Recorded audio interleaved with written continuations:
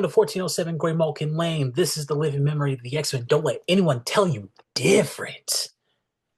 X-Men, issue 13, Legacy, 313. Shout out to Detroit. X-Manhunt, Chapter 4, Gods and Monsters. Writer, Jed McKay. Penciler, Nathaniel Diaz. Inker, Sean Parsons. Colors, Flora Sofentes Soho. Letterer, VC's Clayton Cowles. Cover artists, Ryan Stegman and Marta Garcia. Okay, so now we're in part 4 of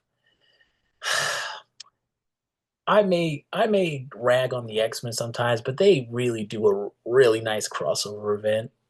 I love it when everything is lines up. I just love it. Like Executioner's Song. Uh so Cyclops just had his face frozen by Storm aiding Xavier, which is I I think that's nice. I think it's nice that I think people forget that Storm was once Xavier's favorite student. But Cyclops is getting tended to by Revenge, Magic, and Temper, while Bees was about to do something very important until Charles with Cerebro got to him. And we thought that was going to be the end of it, but then we got Kid Omega. And and before we get into that fight, we have Storm Goddess Mode versus Juggernaut. And he's right here just talking trash. It's lovely. And then we got Poser Magneto. He essentially just took Xavier's entire drip. I mean, it basically took Xavier. He's Magneto's version of Xavier. I do like seeing Zorn and these new kids. Shout out the Glob. Really. Glob's a real one. I love this when Magic takes his helmet with Magneto's helmet. That's hilarious. But all right, and uses it to puts it on Bees to use it to block Xavier's telepathy, and which leads to this really, really interesting and I think long awaited fight between Xavier and Quentin Quire.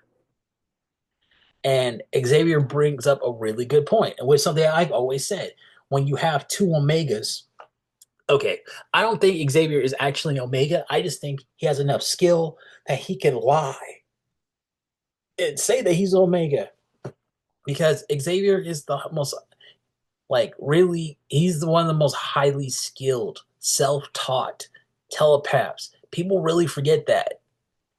And when you have two Omegas, the only thing that's really gonna you get into a stalemate. But what's really gonna help with that? Skill.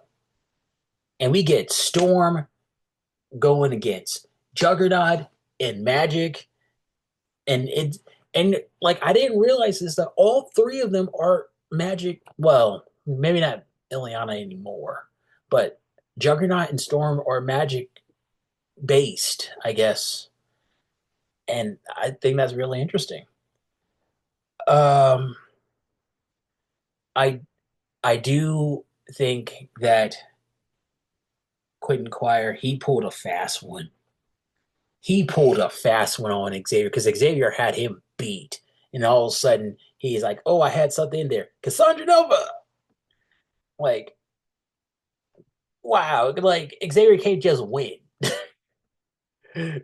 it's it's really cool. Like, I liked it. I liked how this plays out.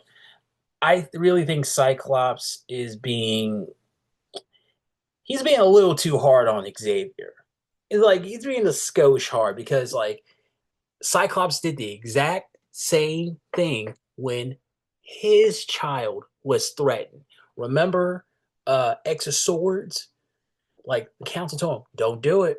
Like we can't condone this. And he's like, I was gonna do it anyway. Like I'm just letting you know. It's weird. Like the selective outrage. I'm giving this book a solid 3 out of 5 stars.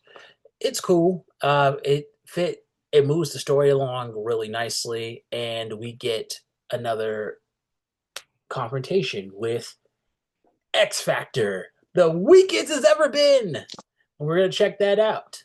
This 1407, Greymalkin Lane. That's why See it's you the soon. GOAT!